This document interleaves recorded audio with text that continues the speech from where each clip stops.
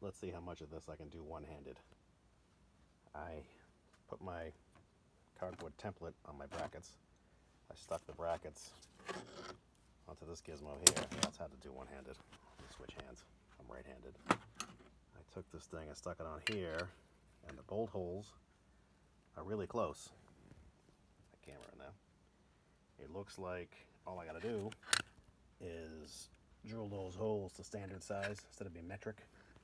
Maybe wallow them out a little bit, and this thing will bolt right up. The only problem is, if you look at this, that's about the hole where the rod's gonna come out. And you look at this, the push rod on this, the push rod would have been a little bit too high. The angle was off slightly. So what I did was I took this big ass nut off, which is a pain in the nuts. I had to use a chisel and a hammer. I don't have the socket for it. I'll try to buy one tonight off of eBay or Amazon. I took the bracket off, and if you clock it, hang on a minute, I'm gonna do this one-handed. Yeah, that works. If you take this bracket, it originally goes on like this. You just clock it 180, and then you put it back on. The orientation of the rod is much closer to the original vacuum brake booster. Son of a bitch, I can't do it one-handed. I'm trying, sorry folks.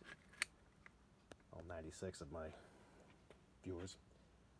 That's basically where it's going to come out. It's, it's about an inch lower, which if I had a third hand, I could move this thing over here and put them side by side, so you'd see that they're damn close. I mean, it would have worked the other way.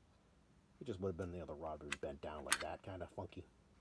I'd much rather it go, straight. So let me drill some holes and do some stuff and try to make this guy fit better. And I'll try to take some cool videos so you can, you can see it, visualize it yourself. Here's one thing I'll tell you too is originally when this plate goes on, there was a tang that locates to this cutout right here. It's a little channel. The tang goes into the groove and locks this thing so it can't rotate.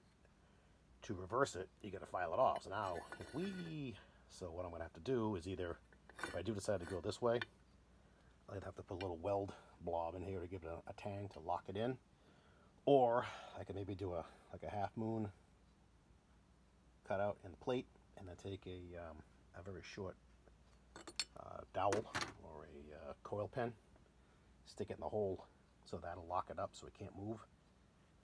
I'll think of something. That's a really shallow hole. Maybe I'll get daring and stick a drill in there and try to drill it a little deeper so a coil spring pin will lock in there nice and tight.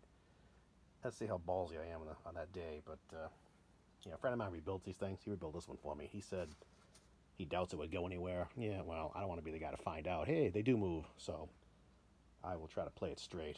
I mean, as an alternative, I could have left the plate oriented as it was, like that. And then I could have tried moving the holes down, but as you can see, you're going to run out of room here. There's no meat. Same with this. I could have drilled the holes lower, but you're going to run out of meat there. There's plenty of room at the top to go down, but in the bottom you have to weld, tabs on here. So this seemed easier, but I ended up kicking my ass in the end. So let's see what I do. I'll keep you posted.